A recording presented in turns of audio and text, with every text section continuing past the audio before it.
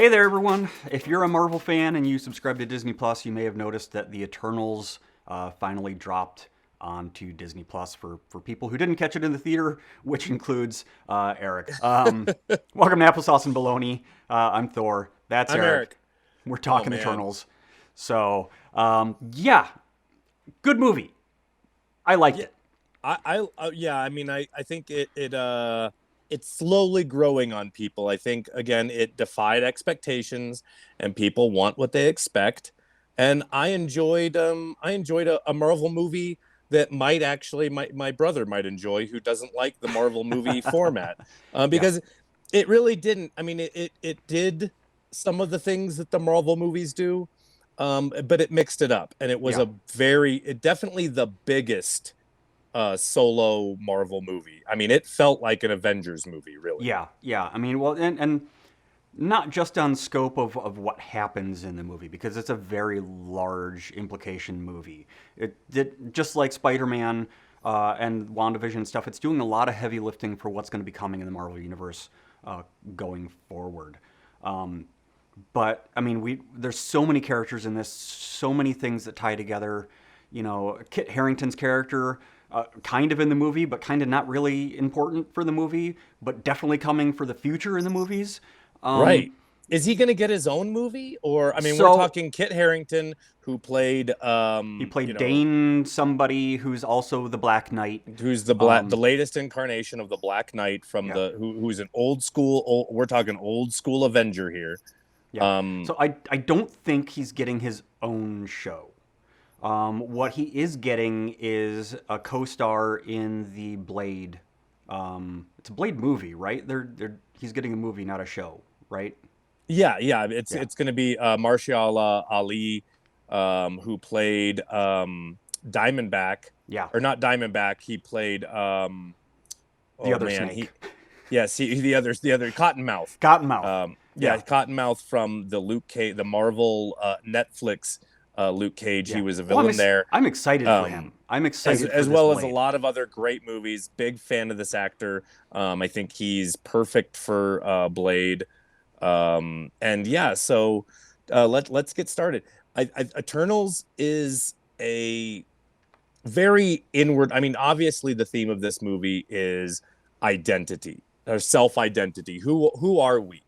And it's almost like Marvel, Kevin Feige, and the like are asking themselves that is who are we? They're sort of for the benefit of the audience is really identifying what it means to be a superhero. I mean, and not just a superhero, but a human being, or we're talking identity sexually, age.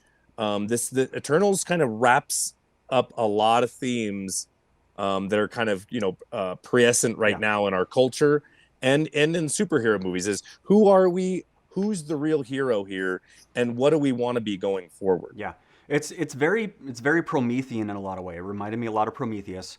It's dealing with humanity and what makes human culture and what brought us to where we are. Because the Eternals, at least in the cinematic universe, are very much the shepherds of humanity, building us up to where we are today. Um, so it's a really interesting concept that there's this outside force being the Celestials that are basically, raising sheeple, to Yeah, coin a term, in a way to basically feed this eternal cycle of rebirth. But it's interesting that it's all built culturally, and there's this zeitgeist that happens where we have to get to a point in technology that ultimately creates this rebirth occurrence. and Um, destroys ourselves. I mean, yeah, it really sort of this movie very much goes into um the dark parts of humanity, fueling our growth. yeah, And will can we evolve to a common good?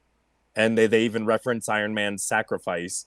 Um, and can we get past our own insecurities about our self identity, which is really the biggest enemy the Eternals have to deal with in this movie, is very much a yeah, questioning of who they are, what their purpose on Earth is, And free will. and and free will. Yeah. Yeah. And it definitely goes into a lot of those themes a lot deeper, a lot more deeper philosophical themes than some of the other Marvel movies, really any. But I'm excited for where this sort of sets us off to go to, because I think the threats in the earlier Marvel movies are very external, or Yeah. mirror images of the hero.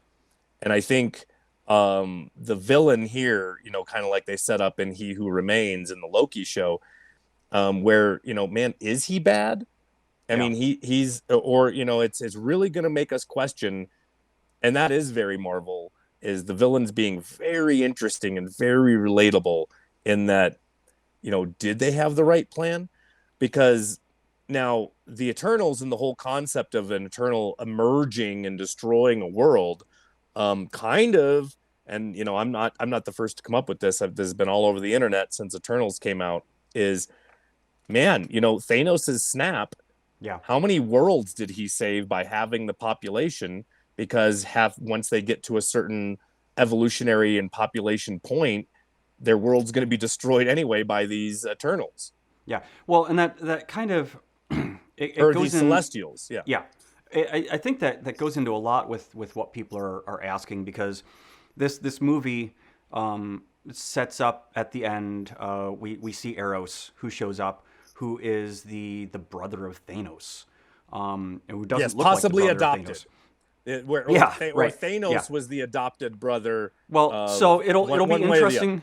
It'll be interesting to see how the MCU susses that out, because in the comics, Thanos is an Eternal that has a deviant gene. So obviously, I don't think they're going to do that this way in the MCU, because they very much set up that the deviants in the MCU are immediately murdered. So if I think if an Eternal had a deviant gene, well, one, there Well, wouldn't be an Eternal with a deviant gene, because the Celestials are handcrafting the Eternals to be their tools on quote unquote Earth, or whatever planet they're on. But it does make an interesting point, because if Thanos is part Eternal and is brother of Eros and does know what the Eternals are doing, that means that he did know what was going to happen, and not that his snap was necessarily there to save the worlds. But it kind of answers that question where people are like, well, why didn't Thanos just make more resources? Well, more resources is the opposite answer of what we need for a Celestial to not be born. right. So it'll be interesting to see if any of that ever ties in. I don't know if it will, because obviously the storylines in the MCU differ vastly from the Well, comic books. But in the comic books, they do go back and look for Thanos, and Thanos does become kind of an anti-hero, not villain, in the future. So very, very much so. I mean, with the multiverse and everything, we could end up. I mean, they've already done it in What If, where we see a Thanos that's yeah, not so bad. He's yeah, like, oh, Black Panther talked me out of it. yeah, So yeah, no, I think he could have the deviant gene, and Eros just spared him, and then the Eternals of Earth didn't know that he had a deviant gene, because he didn't show up on their whatever radar right, as deviant. right. Um, Well, but yeah, because Erisham didn't say do this. Erisham right, says, "Here's your target. I'm shooting you this way. You're my bullet. yep, You're my sword. You're my weapon." So yeah, I mean, this movie sets up so many different ways that the Marvel universe can go. And I know right, we talk about that a lot with everything that's been happening with Loki and WandaVision and Spider-Man and Doctor Strange, that and What If, that the Marvel universe has this huge sandbox to play in, yeah, and they're doing it so well. For yeah. people that enjoy the Marvel movies, I know there's people out there that do not enjoy the Marvel movies, but for people that enjoy the Marvel movies, I don't see how you cannot like this movie, because it's just playing in that sandbox, and Yeah. it's giving us answers, and it's building up more questions for more things to happen. Well, and Yes, I really like the direction it's going, where I like it, it feels like this next phase of Marvel is going to be very fantasy heavy, which I think is smart on many levels, because that is an element of the Marvel comics. They hinted at it with Thor. Thor was our introduction to magic as science, science as Right, magic. The right, and Eternals they has were brought it they were really, very cautious with Thor too. Yeah, yes, but now, so I mean, Eternals is 180 degrees away from that. They are not yeah, cautious with it at all. It's like, these are gods. yeah, Here's their magic, but it's actually science. yeah, Um, we got to talk about Gilgamesh. The way Gilgamesh uses those things is it's so reminiscent of Iron Man's yeah, technology yeah. that I gotta believe there's some kind of connection there. I mean, there's people out there saying Gilgamesh is really the first Iron Man, because he takes things and throws them, just like Tony Yeah, Stark is doing yeah. holographically, and then he actually has to build them. But Gilgamesh can do it with his mind. So we're Well, seeing we're seeing the literal rainbow bridge between what is magic and what is science yeah. right there. Well, and I mean, if you really want to stretch it and you really want to look at it, technically Gilgamesh is the proto Tony Stark, because Yeah. theoretically Tony Stark wouldn't have the mind and the technology that he does if it wasn't for the Eternals ushering humanity along up to where we are. So yes, Gilgamesh probably had a huge hand in where Tony Stark is, and how we eventually get Iron Man. Well, Um, what if, and what if here, just saying, so he who remains, Kang the Conqueror, in comic canon, is supposed to be a great great grandson of Tony Stark, or an ancestor in the is he? future of Tony Stark. Yeah, yeah. He comes out being Iron Lad, and he is No, like, no, he's Richards. He's Mr. Fantastic and Sue Storm's relation in the oh, future. okay, right, right. But he is But he does connected become to, Iron Lad. Yes. he is connected some way to Tony. Like, he finds Tony Stark technology, or yeah, and so the MCU could. That's what I meant to say, is to MCU could make him related, and here's why. Because it What all comes if? back to Iron Man. Well, what if, exactly? It all comes back to Iron Man, and he's our genesis point for the MCU. So what if? And let me just get out this big. This is a big fat slice of fried bologna. What if? So Gilgamesh goes and starts a family, right? He goes Right. off and, but that's in the modern day. The Eternals separated a long time ago. So what if Iron Man is literally related to Gilgamesh? What if Gilgamesh, that's not the first family he's had? Yeah.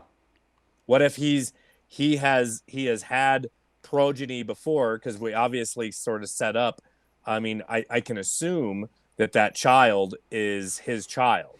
See, I didn't get that. I got that he was almost a stepfather situation, but that doesn't.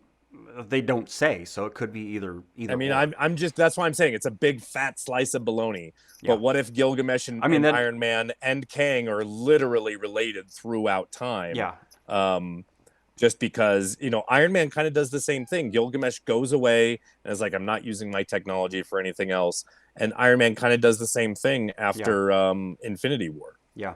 before Endgame. I mean, it definitely makes sense as far as the MCU, because they've definitely put Tony Stark as, the pinpoint that all the MCU branches off of. He created Ultron, he created Vision. It's whereas in the comics, that's a Right. lot of that comes from Pym. Well, and Um, and I mean, then there's Thanos's there's yeah, Thanos's where he knows Tony comment. Stark. Yeah, yeah, Why does he know Tony Stark? He's not the only one burdened by knowledge, as he says.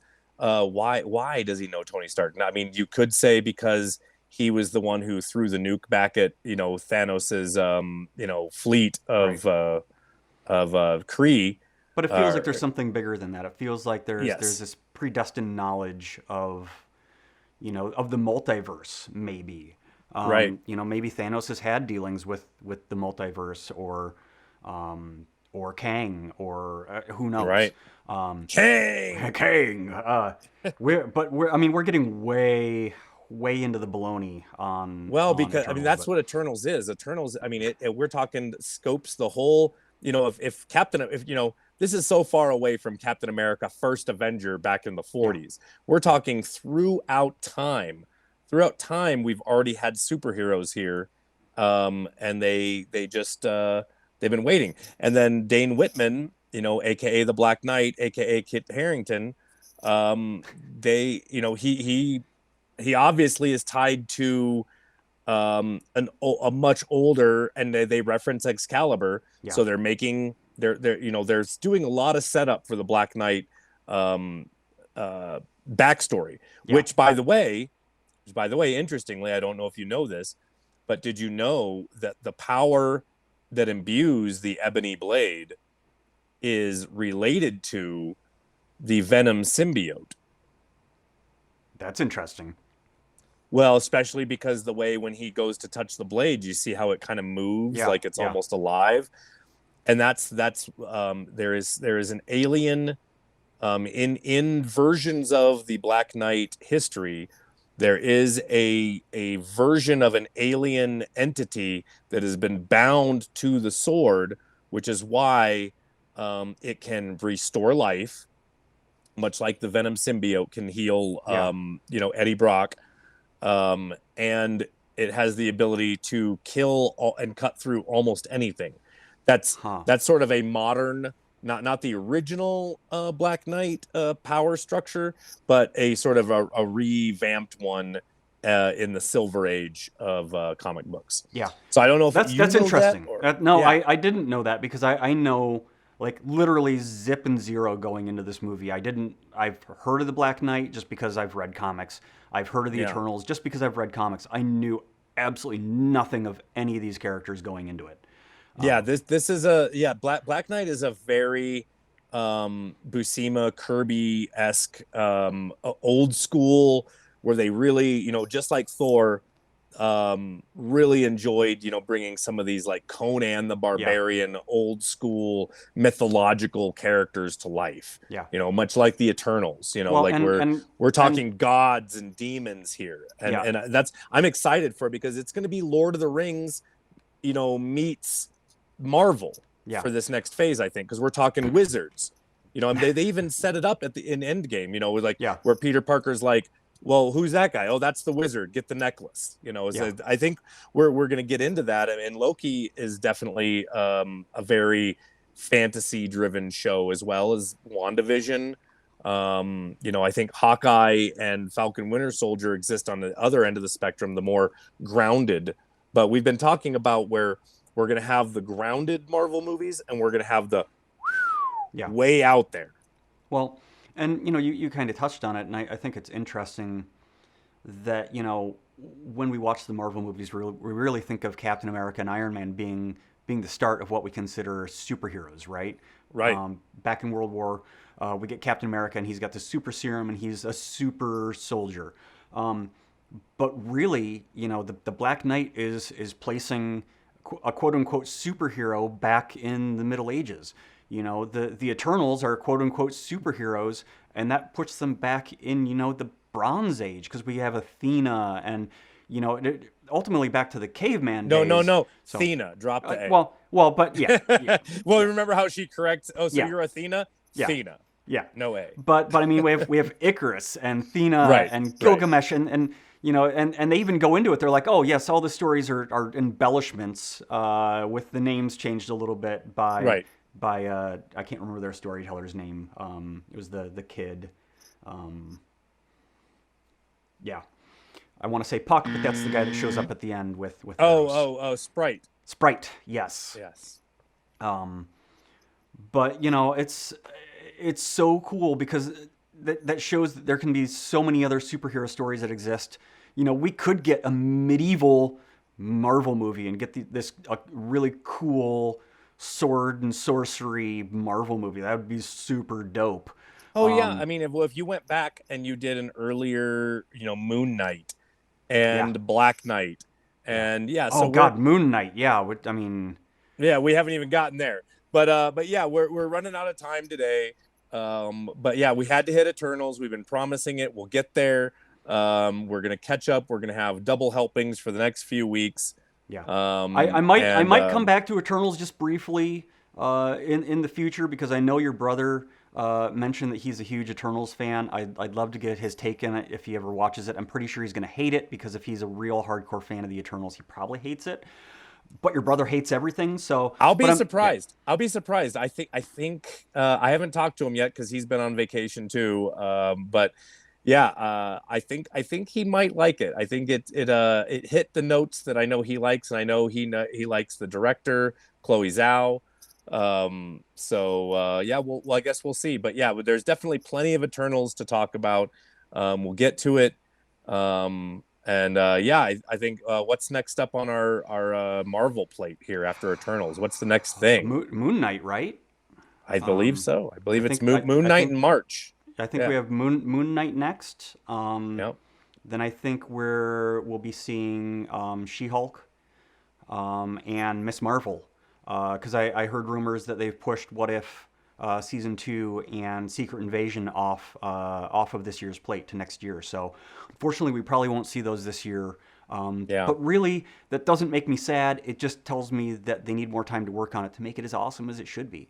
Right. Uh, Right. Well, they had to rush some of this other stuff. So yeah, absolutely. Please take your time. We got plenty of content coming down the pipe. Lots to watch here. So yeah, please like and subscribe if you like what you're seeing. Drop some comments. We even love hate mail. Uh, and we try to respond to things. Sometimes we miss it. So if you drop us a comment, please don't get mad at us if we don't reply to it right away. But we'll try. yeah.